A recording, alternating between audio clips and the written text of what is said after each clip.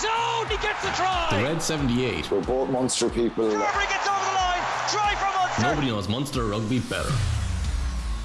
Hello and welcome along. I'm Alan Quinlan and you're listening to episode 56 of the Red 78 here on the Rugby channel. And with me as always is Niamh Briggs. How was your weekend, Niamh? Good, Quinny, and yours? Lovely tan head on you. Tell the listeners where you were. Tell us where you were. I was in sunny Tipperary. Get away out of it. I got a lovely tan there. So had you a match of the weekend? We did, yeah. We were straight back into it this weekend with the All-Ireland Cup. So we played Galwegians on Saturday. Back to Galway after last weekend. We had a good win. And then we had a couple of girls involved in that combined provinces team for the Celtic Cup. And they got a win over in Wales. So good win all round. Good weekend all round. Yeah, very good. Spurs won as well, which is... and Munster, of course, which is why we're here. Yeah, exactly. So... how did Liverpool get on? Liverpool, I don't think they were playing at the weekend. Brighton are a good side, aren't they? Oh, where had they a match the weekend? I don't know what you're talking about. Let's get back to the rugby now and the Why Not Soccer. Benetton 30, Munster 40. Must-win game. They're all must-win games in the league, given the start Munster had to the season in the league. Positive result, very positive result, bonus point win. But some issues, namely defensively, we'll get into that in a little bit. I put a tweet out yesterday. As always, we want the fans to be involved. So I have to kind of pinch myself week after week here. The last 10 weeks, it's been very positive. 7 wins from 10 matches in this really difficult, probably the most difficult block of the season. Going right back to that Connacht's League game, Munster have played 10 games and they've won 7. Lost 2. 2 of those were to Toulouse and 1 to Leinster. So there's no shame in that. Lots of progress being made. We keep saying it, Munster are a good side to watch now, and the way they play, they seem to be causing a lot of problems for the opposition. But again, what's the fans' view on this? Yeah, I think it's hugely positive, to be fair. Dave Parks, a massive 5 points on the road. A ropey start with some defensive errors to work on for Munster, but they hit their straps and it was such an entertaining game. Fekatoa settling in now. Patterson was great once again. John Hodnett put in an absolutely super performance. Desmond O'Sullivan, a massive performance on the road. Defense a bit ropey, but we recovered. Massive few weeks ahead, but we look much better as a group on the field. Catch, pass and offloads were exceptional. Joe, highly entertaining game, but Dennis Leamy won't be too happy. Gradually creeping up the table though. Next few URC games, very important in terms of keeping the winning habit going, as heading to South Africa for the last couple won't be easy. And Martin Bromwell, what a day for UCC first and foremost with that back row. Points must be flowing in the clubhouse. Soft defence at times, slow start but massive to get 5 points in the road. This team is evolving and learning with every game. Alan O'Flynn, catch and pass top class, offloads and tip-on passes executed very confidently. Some real dominant tackles too. Our 9 and 12 both deserve a mention for commitment and work rate. Munster improving all the time. Donica, Munster looked a completely different side in attack to the start of the season. Their attack got them out of a hole. Think they lose that game at the start of the year. Interesting. We've said that over the last 10 games, haven't we? When they've won games that they've struggled in parts, we said they wouldn't have won it at the start. So it's great. Tom Lonergan, massive 5 points on the road against the team above us. We were caught out by their speed in the first 15 minutes. We played a quarter of the game with 14 men. We still dug in and matched them for the rest of the game. Intensity, confidence, and Munster dog continues to grow. Star man Hodnett. Simon, took 30 minutes for things to click, which was annoying given we had a lot of the regulars. John Hodnett, Patterson and Salanoa all had great games. Bring on the Ospreys. John Thuy, inside defence at fault for the first 2 tries. Too much separation between defenders. Ben was very good. Joey had a mixed game again. Winning, scoring 6 tries is always good. Returning players got valuable game time. All enjoyable watch for all except Leamy. 4th is still possible. Cooper Lynch. See, I completely agree with this start of this tweet, right? Benetton are on the rise, even with their internationals away. So this was an impressive 5-point win. Lacked a bit of awareness in the centre defensively, partly due to some clever blocking around the edge of the rucks. Hodnett, Patterson and Candellin stood out for me. I don't think people are giving Benetton their due. Like, they are electric off counter attack. They're really good in unstructured play. And I heard a really good, interesting comment the other day. I think it could have been from Murray Kinsella, in relation to the strength and depth within Benetton now. So, if the South African frontline players are gone away, then they become a much different side. I think Benetton, even like, they had 20 players gone to the Italian national team. They still look such a good team. I don't think we're giving them their due either. I think that this was a really good performance from Munster. Yeah, they are a strong side. If you look through the Benetton side, lots away, but they still have lots of internationals. The Argentinian Lucid was playing, Tetes Chaparro, Sio Male, the hooker. He's played Super Rugby. Pasquale, the tight end, he's an international as well. Pettinelli in the back row. Henry Time Stowers, he's a very good New Zealander as well. So they Rhino Smith, yeah, class. Umanga at out half. Plenty of Marco Zanon, he's an international, the outside centre. Mendy, international as well, and Rhino Smith. So lots of players you can name there that are very strong. Yeah, so good. Their position in the league indicates, yes, they've won 7, lost 5, and they're a very, very dangerous side. I think in some ways, and the scoreline reflects this, the attack from both sides was a very open game. It was always going to be probably a high scoring game, which in the end we got. So it was a very, very open game. And again, I think it's obviously the result is a very positive one. The start of the game was a problem for them, scoring 2 tries early on. Bit of a shock for Munster. There was a big crowd there. There's a bit of excitement behind Benetton as well. For the response and the reaction was very impressive. But someone mentioned, one of the tweeters there, that Dennis Leamy wouldn't be too pleased. And yeah, we'll get into the stats and facts of the game. But just have a couple more here for you. Pizza Time guy would love to see Salanoa in a green shirt before too long. Probably won't be till after the World Cup.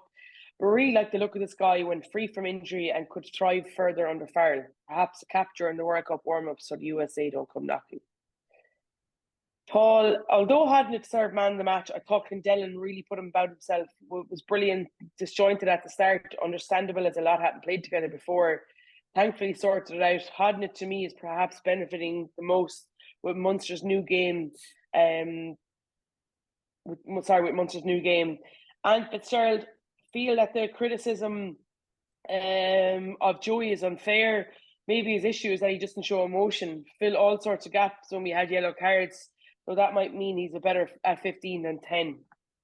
Divided, Hodnett looked almost ready for the next step up. Some power and speed for his size. Salanoa's best performance. Not a perfect Munster game, but we're finding many different ways to win, and the attack is really starting to come together. Need to cut out the penalties and the cards. Big 5 points on the board. Defence shaky at times, but again, some fantastic attacking play, which we love to see and hopefully can get used to seeing. Unfair criticism of Joey at the moment, who I thought had a great game of ball in hand. We know he can kick, so back him to come right. And just one came in on YouTube from Jerry Connolly. We need to clone Crowley, currently our best 10, 12 and 15. Would they not let him kick? Joey has enough on his plate. Also, it's tough blaming Joey for the missed kicks when the missed tackles for the try. So a lot of love for Joey, and rightly so.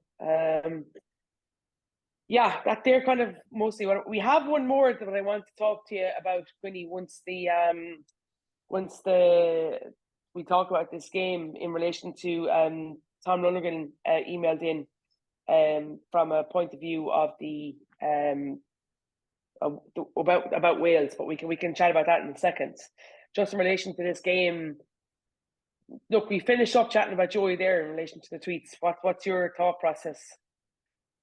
It's a bit of a chaotic game. I think he was looked very good at times. Looked a little bit. He doesn't look himself all the time. Let's be honest about that. I think there's a certain amount of pressure, probably extra scrutiny on him. I think he showed some wonderful touches. on many occasions throughout the game. Obviously, he had to move to full back then, looked very comfortable, relaxed there. So, look, it's a tricky one. I think the perception there at the moment, and he's got to battle through this kind of period. I still think he's a lot of quality. I think his confidence is obviously dented a little bit as well. So, still a very, very important player, and I think,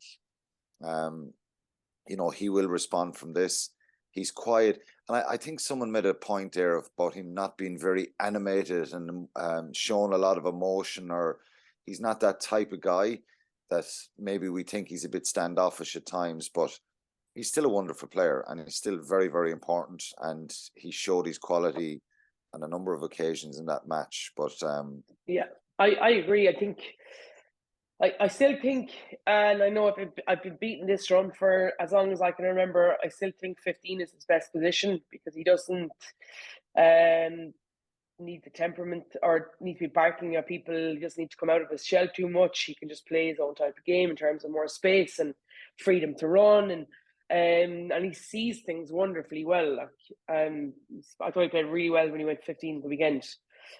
So yeah, look, I do think that I actually was delighted to see so many tweets there from fans talking about backing him, because I do think the criticism or the glare or spotlight has been a little bit unjust. He's obviously going through a tough enough time himself in relation to not being above the Six Nations. But I 100% believe if he continues to truck through this, there'll be a place for him. His uber versatile, that versatility will hopefully get him on a plane to France for the World Cup, considering if he keeps going well. So yeah, look, you'd like to see him go put a smile on his face and look like he's enjoying it. Yeah, I think he looked happy after the match anyway. He did. Posted a picture with Ben Healy, and I think, look, he's just got to relax, try and enjoy it. And I think as I said, there's competition there now. There's pressure on him. Yeah. And I think this will be a good thing for him. Any more tweets, or is that it? No, I have one though that's completely separate to Munster. Tom Lundgren emailed into the Rugby channel at bauermedia.ie and said, "I saw this, and although not Munster specific, it's certainly URC related, and there may be a bigger future picture here for the game. I remember Quinny asking what's going on in Welsh rugby some months back. Will the Welsh regions be forced to accept transfer fees for their top players in order to survive? Indeed, will transfer fees become the future of rugby finances like we have in soccer? I'm sure the money men on the board would hope so. When there is a chance of a money earner, if it gets introduced, like it or dislike it, all the clubs, provinces and regions will want a slice of the action." So this is on the back of, obviously, Wales came out during the week, last week, that all the players contracted, like the essentially contracted players and to the regions and stuff, their contracts are up at the end of the World Cup, and everything will have to be renegotiated due to their financial issues. So the top earner will only, more than likely, I say only, I'm very aware it's a lot of money to a lot of people, but in terms of professional sport, they're looking at the top Welsh international will probably only earn around £240,000-250,000, which isn't a lot, but that's the financial pressure. Have they put a cap on it? They put a cap on it because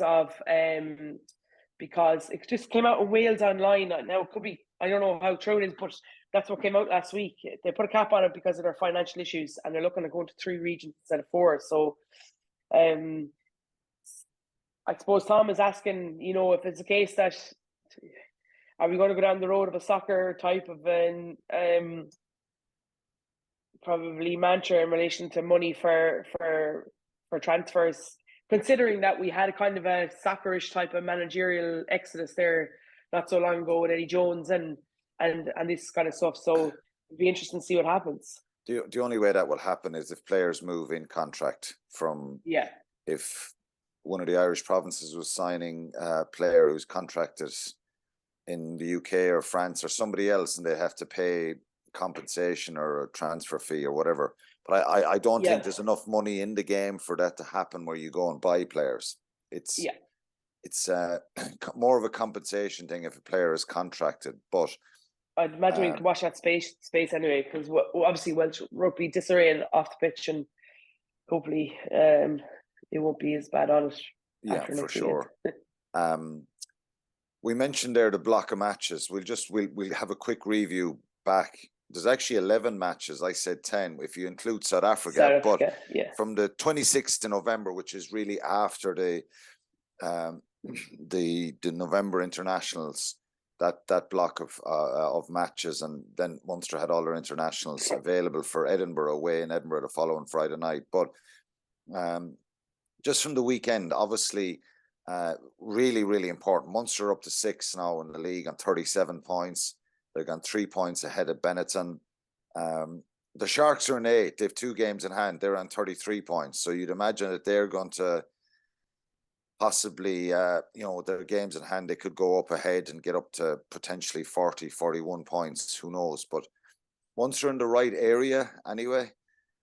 Looking up as opposed to when at one stage I think Munster were down 14th, so they've moved in the right direction. The performance in the weekend vital mentally, a big boost for the players as well. I mentioned the reaction, to concede early on, the way the players responded. So there's lots of positives. We'll just touch on some of the negatives. Where do Munster need to be better? Is it that starting point? There was missed tackles were 24, very, very high number of missed tackles. So where do they need to be better, and what kind of things do they need to work on going forward? Yeah, look, it's funny. I think it's because they've gone now to this very condensed, getting off the line as quickly as they can, and almost they're concentrating so hard on that in relation to the defensive stuff that there doesn't seem to be a huge amount of communication in relation to who has ball and who has what's around it. But the fact that they're putting so much line speed on puts teams under pressure anyway, so they're probably getting away with more than they should really in terms of their tackle deck. I think a lot of issues in relation to the hunt. So I thought this weekend around the ruck, they left a lot of space and they didn't fold quickly enough. So the try from, I think the second try from Mendy, or the third try, it comes from a back inside pass to Ryan Smith, I think, coming on a hard line through the ruck. And what's happening is that they're pushing up and they're pushing out, but the foul isn't coming on back quick enough from around the ruck. So let's just go through the 4 tries. So the first one, I think, and look, Jack O'Sullivan will know this himself. Yeah, he shot out of the line. He shoots out of the line. The second one, that's like exuberant. Hasn't had a game in a long time. Wants to make an impact while the lads are away. And you know what I mean. I thought he actually worked very hard after that. He'll know this himself. And he knew it by his reaction, the way he turned around and sprinted back and tried to tackle the player who went through the gap. So Jack O'Sullivan's one, preventable, the first one. Josh Wycherley, I think, is looking out, and that inside pass, the ball goes right across in front of him. I think when I was playing, I'm sure it's no different now, you're trying to get your first and second defender, their first couple of steps need to be forward rather than lateral. So I think that's... but now, and it's also changed. So back when we were playing, really, it was a lot of like player focus, and you're looking at what's in front of you. Now it's about being ball focused. So you've got to have an eye always on the ball, especially when you're close to the ruck, so that when the ball is lifted, that gives you license to be able to get off the line. Sometimes we get very caught in terms of the movement that's in front of us, and we kind of forget where the ball is on the inside. I just think that's kind of what happens. Yeah, but I think inside defenders coming forward means that if they do a switch and somebody runs back in that line, that you're ahead of the outside defender, if you like, and you're there to make the tackle. I just think head down a little bit, and that inside pass caught them. System errors. I think Anton Frisch shoots out of the line for the third try. And again, the fourth one is a similar scenario where players are shooting up and in and the pass goes over the head. So I think if they look back and if they want to get better, for sure, and I think this will be when they review the game with Dennis Leamy, I think 4 preventable tries. That's a bit of a contradiction from what we say at the start, because Benetton are a good side. They're a very dangerous side, and they've scored a lot of tries this year in the league. So they're a dangerous side. But I just think that's an area where those players, you talk about that enthusiasm with Jack O'Sullivan, who had a very good game, and it was brilliant to see. He'll know sometimes that even though you want to get up and smash man and ball or make that tackle and stop the pass or the offload, you've got to make sure there's someone on the inside and outside 100%. bringing that line speed with you, because really it just keeps the continuity of your line. Any other negatives to areas that could be better? A little bit of control with the ball. Yeah, I just felt a couple of times within 22, I thought they'd needed to be a little bit more clinical or more patient, maybe, as opposed to clinical. But I thought I actually just thought it was a cracking game in terms of. I know they'd be very frustrated with the tries that they conceded, but I thought that they scored some exceptionally good tries themselves. And a big negative for me, and I hope it's not too serious, is Calvin Nash's injury, because I genuinely think he's been playing really, really well. And the more minutes he can get at this level, the better he'll be in terms of all those learnings. So I hope he's okay. There was, he has a rib injury, I think. Paddy Patterson scores after 6 minutes, so they're 12-0 down, I think.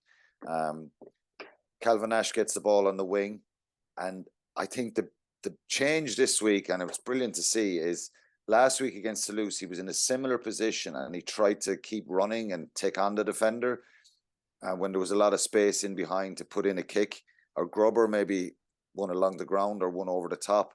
This week, he gets in the same position and he finds that space with a brilliant kick in behind. The ball sits up and Patterson's on his shoulder. So that would indicate that, he's looked at this with Mike Prendergast, and he's learned that sometimes there is a bit of space in behind and putting the ball in behind her. He did brilliantly, and he has done very well.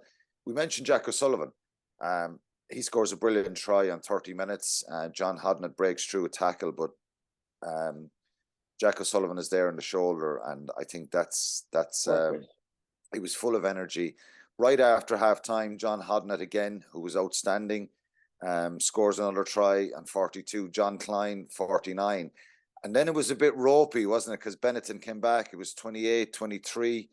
Munster's discipline let them down a little bit, and I think that's something that Graham Rowntree mentioned immediately afterwards. So again, it's another negative, just panicking a little bit when the pressure comes on. And look, Ben Healy's one, I don't know if he touches it. There's an argument out there that he didn't touch it, that it hit the player's shoulder. He ends up in the sin bin. Okay, it's one that it's difficult. I think Dermot Barnes one, again, he will be realised that is a really stupid one, because you're off your feet. He's trying to hit the scrum half's hands. He does, but he's off his feet. You can do that if you're standing and if you're in over the middle of the ruck and you're on your feet. So it was ropey enough there until Anton Frisch scores the try. And I thought, Paddy Patterson's kick out of defence, the chase, the turnover, and the reaction then was straight away attack, offload, keep the ball alive, good carries. Roman Salanoa had a brilliant carry for John Klein's try. Ken Dellin had a brilliant carry as well. But the Anton Frisch one, Joey Carberry scrum half, gives it to Ben Healy, and the crossfield kick.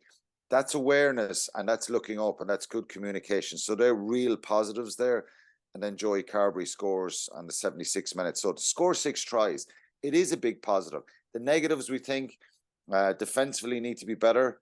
And you can argue and say, well, look, it was that kind of a game, and say, well, it doesn't really matter. But I mean, it's learning for the players when they're in that situation again, in a really tight game.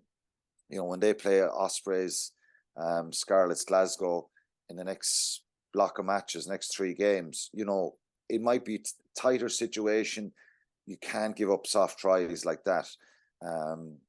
Good animation, good organisation, and attack from Osprey, from Benetton, but Munster just needed to be better.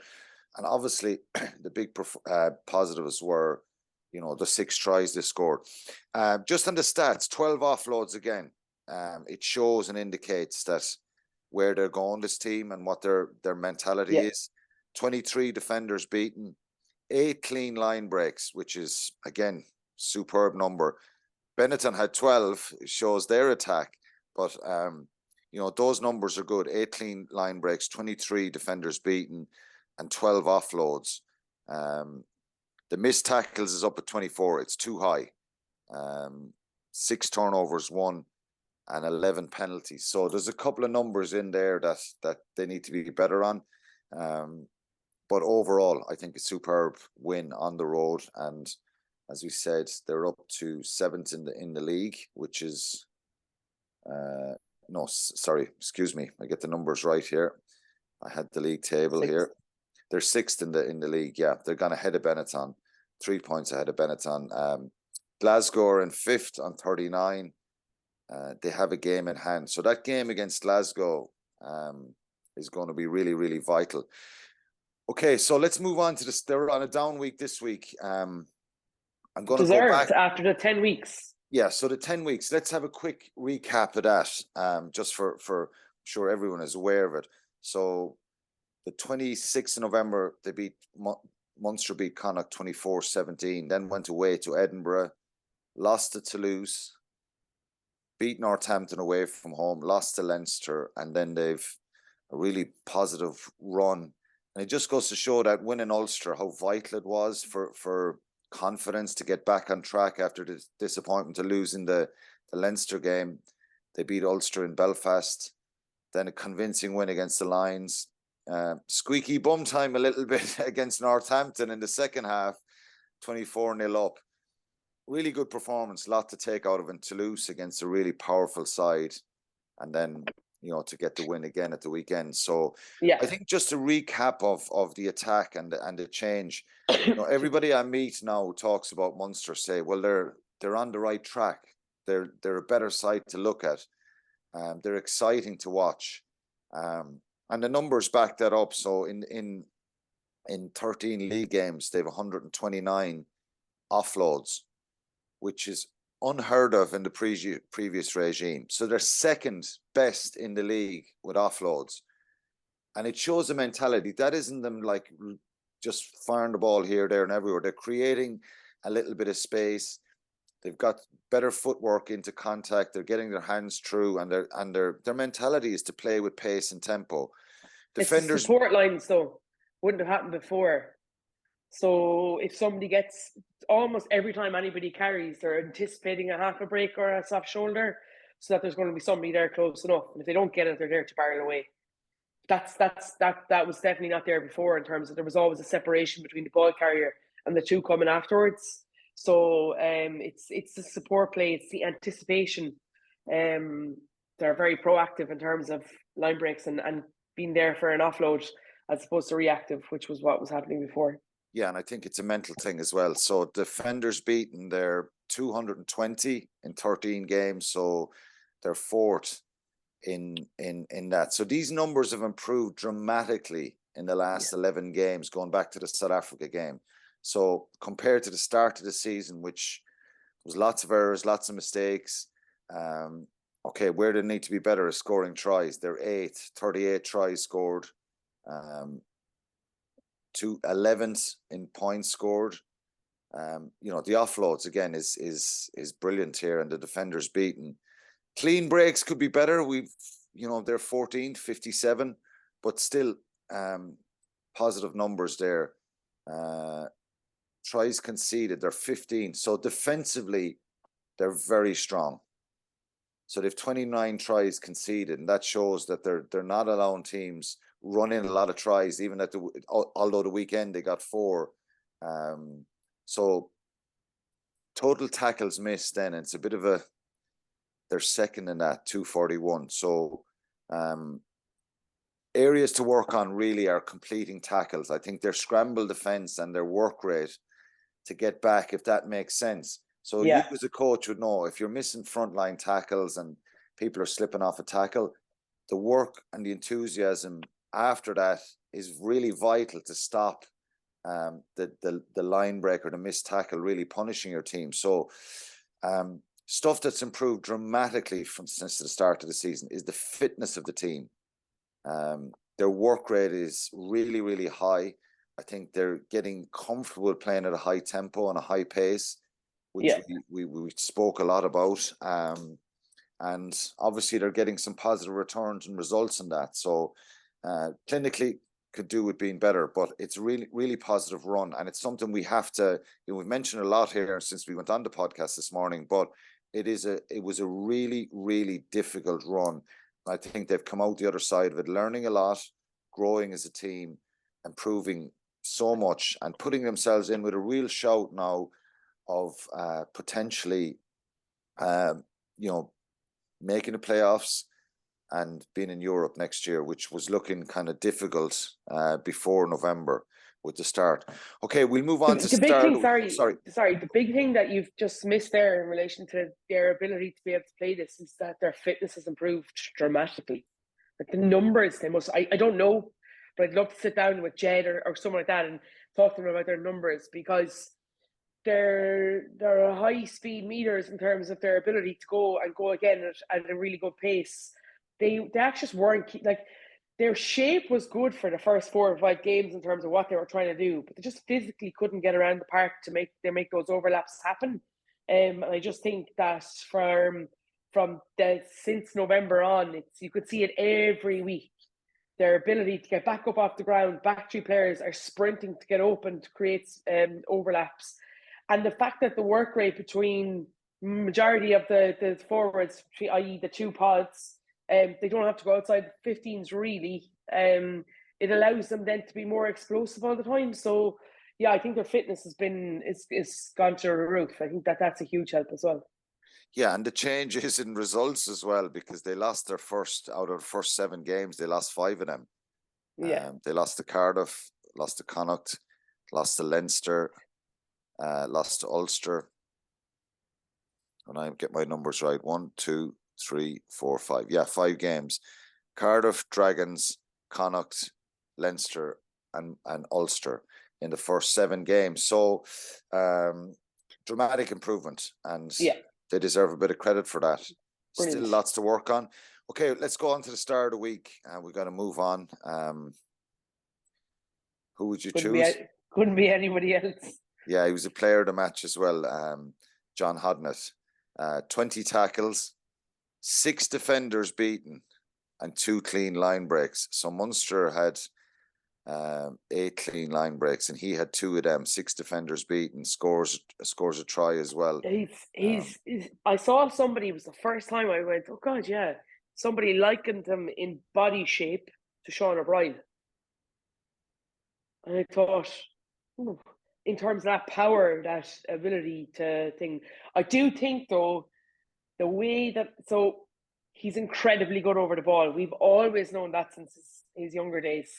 We're now starting to see, because of the way that Munster play and that back row forward, that edge forward is literally on the touchline, it allows him to be able to pick weaknesses, like he's running over wingers and fullbacks that just don't want to tackle him because he's just ridiculously strong. So I think the way Munster are designed to play as well means he's flourishing. His work rate is incredible. I have to say, I thought Kendellen was excellent as well this weekend. Yeah, the back row. Someone mentioned in the tweets the 3 guys in the back row were really good. Fineen Wycherley being back. Yeah, they are. Yeah, Fineen Wycherley being back is a big boost for them. John Klein, again, work rate through the roof. Roman Salano, I thought, had a super game. And another player I've mentioned a lot is Niall Scannell. I think he's had a really, really, really big number of weeks throughout this period. He's been very, very good. I think looks like he's enjoying his rugby. I know he'd love to probably get back into the Irish squad, but he's doing a lot of good work, not just with the ball. I think the emergence of Diarmuid Byrne has pushed him to another level in terms of focus. That's what, I don't know. I'm just from an outside looking. Yeah, but I think he's always been good, but I just feel like he's gone to another level over the last. Yeah, he's been very good in the last period of time. Malachi Fekitoa was good to see him getting good game time. Frisch had moments. So overall, I think it was really positive and lots of big performances from lots of players. John Hodnett is the star of the week, and without doubt, deserves it. I think he was outstanding, and he's shown a level of consistency and maturity. Do you think he's capable of stepping up and playing internationally? Is he showing the quality and consistency? 100%.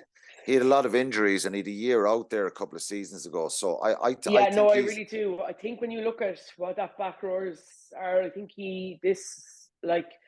okay, The back row If right we were now, doing, Niamh, if we were doing an Are You Watching Andy Farrell, we'd certainly be saying, Are you watching John Andy Hodnett, Farrell, Paul 100%. McConnell And I'd here? say For he is, to definite. be fair.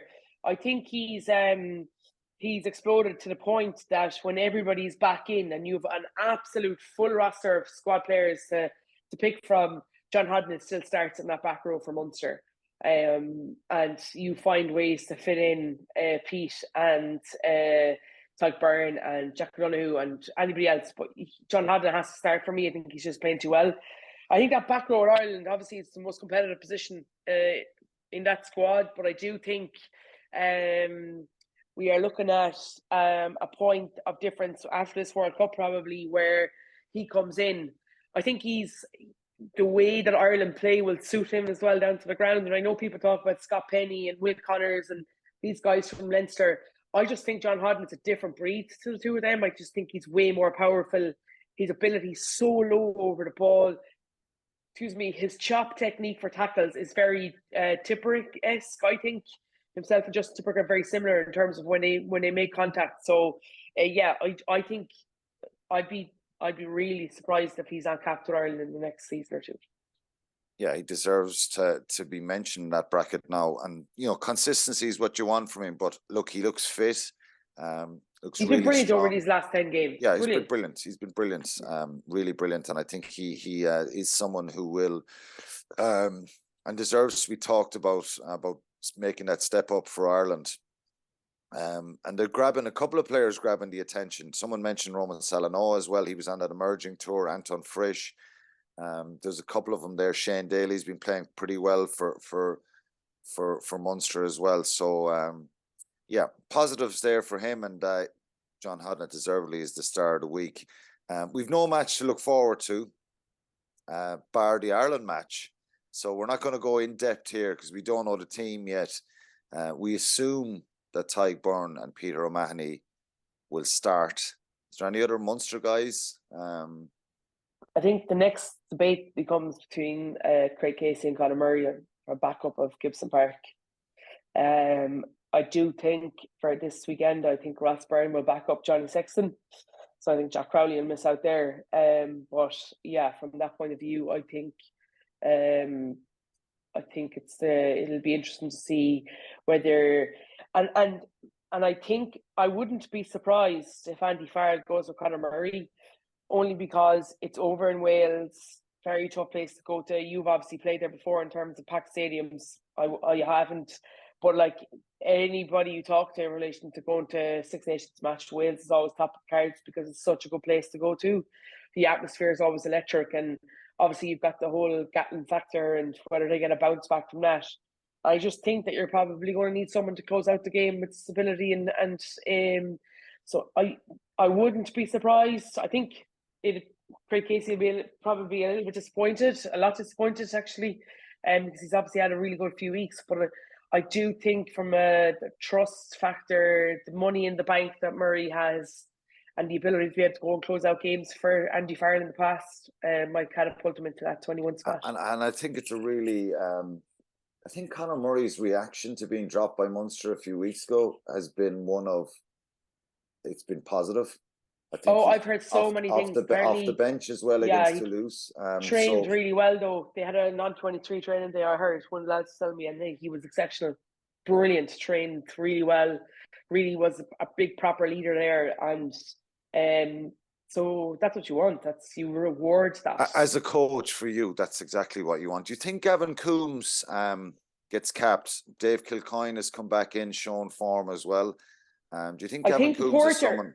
Yeah, I think the Porter thing. So if Andrew Porter is available, then actually Dave Kilcoyne could end up being on the bench. In terms, it all depends on where Cian Healy's covering. I do think, not Andrew Porter, Ty Furlan. Sorry, Gavin Coombs. That could be a really interesting one. I don't see them dropping Jack Conan, to be honest, because I do think it'll be. Does he come in for Italy or something like that? Yeah, I think he will come in. I definitely think he'll get an opportunity during the tournament. I just think Wales too big. I think these players. No, I'm not year. suggesting that. I'm just saying throughout. I think it'd be a shame if he goes through this tournament and doesn't get some sort of game time out on the field with a really decent Irish side. I don't think there'll be some changes for the Italian game, but it's in Rome, so it's and Italy have had some positive results. You know, in November, you know, beating Wales and Cardiff last year, and I think they're making good improvements. So I'm not suggesting you make wholesale changes, but I think it'd be great from his point of view, given his recent form and given the bounce back that he's had from November, that if he gets, I think we'll see Jack Crowley in around then as well. I'd imagine Johnny Sexton won't play all 5 games, so I do think it'll be a Rosper and Jack Crowley. Just finally in Ireland, do you think they'll get a bounce back, Wales, from the Warren Gatland factor? Yeah. And will it be enough to get, you know, to beat Ireland, or will Ireland be good enough to win?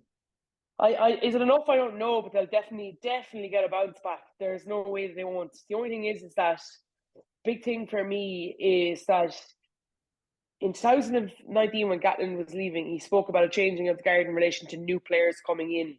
He's literally gone back into his squad 4 years later, and it's the exact same players, just 4 years older. And I do think that could be a downfall for him. I think this year he's going to have to go with those players, knowing that the World Cup is 8 months away, or 9 months, 7 months away. But next year you'll be able to see more of a changing of the guard in relation to player personnel from him. But I do think, yes, I think they'll get a bounce back. Will it be enough? I hope not. Yeah, there's a couple of really good players though that could play. I think, you know, I think Gatland. I think there's no doubt that Warren Gatland psychologically will try and get that. You know, we it's been well documented about him coming out with stuff saying that we hate the Irish and they're probably one team we don't like more than anyone. Hasn't really said a lot yet this week. But like when you look at some of the potential players, Liam Williams, George North, Tompkins in the centre, Josh Adams, Dan Bigger, that's a decent backline that could potentially play. Thomas Williams. No, they're very good players. It's just whether they can get enough work done within this small time frame. I imagine they're going to get better as the tournament goes on. Yeah, and Jack Morgan from the Ospreys, I think he's one to watch out for. I think, you know, 4 years ago when they won a Grand Slam over there, and Justin Tipperick and Josh Navidi destroyed Ireland's breakdown. And I think that's exactly what they're going to try and do as well with Tipperick and Jack Morgan. Morgan has been brilliant for the Ospreys. And of course, Faletau will probably be playing number 8. So on paper, it'll be a very good Welsh side. Yeah. Crowd behind them. And Ireland, no better start for Warren Gatland to knock Ireland off their perch a little bit. So it's going to be a very difficult game. Hopefully Ireland will win, obviously. We'll wait and see. Just finally, last piece before we go. Head of Rugby Operations has been announced, a new role, and Ian Costello has taken over that role. Yeah. He's leaving his role as academy manager. So Munster have got to replace him there. But just clarify the position and what it is. Is this kind of like a director of rugby, or is it? No, it's not. Is it a manager of all rugby operations? Yeah, kind of, yeah. So the big thing that they've identified within Munster is that there is not enough stability in terms of pathway, academy, senior group in terms of player identification. So that's what Colin's going to do. He's going to offer long-term stability and strategic development of the pathway the whole way through. And it's also probably a more stable and consistent base around decision making that both him and Graham Roundtree can do together in relation to the recruitment and the retention and succession planning, which is huge. We've not had that for a very long time. The big thing for me, and this is what the one thing I was worried about, because I actually rang him to ask him this, because he's been life-changing for me in terms of my coaching, but also for loads of coaches within the Munster setup in terms of the domestic game and opportunities to have a look into the high performance pathway. And so he's literally going to align rugby within Munster from top to bottom, from pathways through to the senior team, and the coach development, best practices within coaches. So, like, you know, I hope they won't mind me saying this, but last Wednesday we sat down with Mike Prendergast. He brought us all in to talk about Munster's attack philosophy, but it was more about not what they're doing, but how he gets the best out of players and what he does to be able to do to be able to improve their catch pass, their decision making, their offload and stuff like that. That's never happened within Munster until Gozzi's come in. So while he's done it as an academy manager, he took on the coach development role and the pathways by himself because he just wanted to make sure that this is probably something we've heard a lot from Leinster. Crying out for it. But from Leinster, that these pathways and these connections around game plans, the schools trying to play and getting some tips and off coaches like that. Is it the school system comes up a lot in Munster? Will his role be trying to align them and trying to get a better connection and manage I'm sure that there'll whole be thing no as doubt well? I'm sure there's no doubt there'll be clubs and schools, to be fair.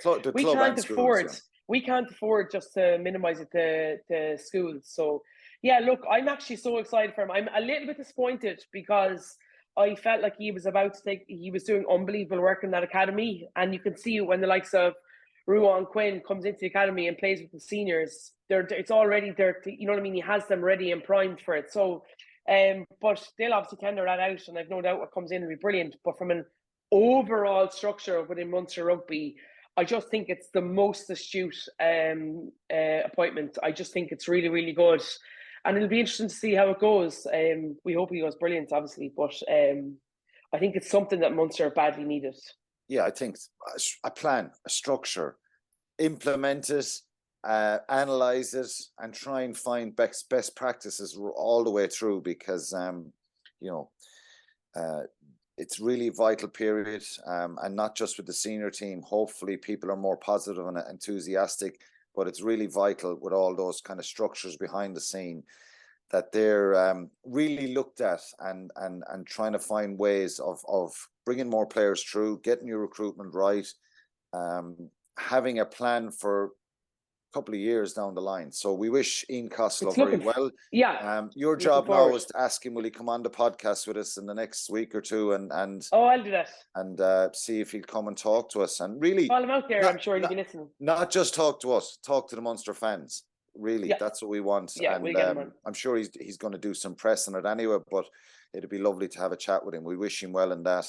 We also, just before we finish, RG Snyman is, we're seeing more and more positive pictures, more and more positive news about his training.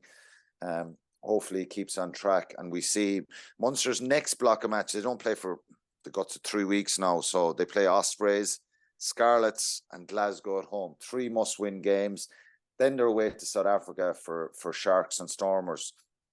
In the league, obviously they're going to South Africa twice to play their around 16 games. So a little bit of room for them to breathe in the next couple of weeks, which is no harm because I think they've been stretched to the bare bones. Hopefully they can get some of the other players back from injury and really have a crack then at the end of the season.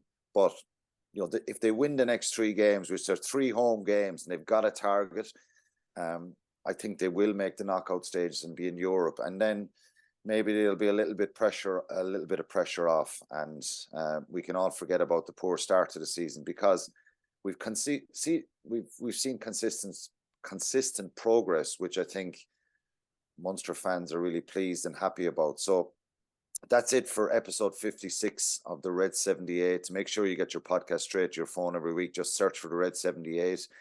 And press subscribe, and don't forget to get in touch with us. You can send both Niamh and I a tweet, or you can tweet the Rugby Channel at Rugby Channel 15, or send us an email at the Rugby Channel at bowermedia.ie. And that's it for this week. Thanks again, Niamh. We've no match to analyse next week, but we'll have a look at the Ireland match anyway. No Munster match to analyse, but we'll look at the Ireland game, and so that's it. Take care, and thanks again. Thanks a minute. The Red 78 with Alan Quinlan and Niamh Briggs. Nobody knows Munster rugby better. I'd like to think I know a lot.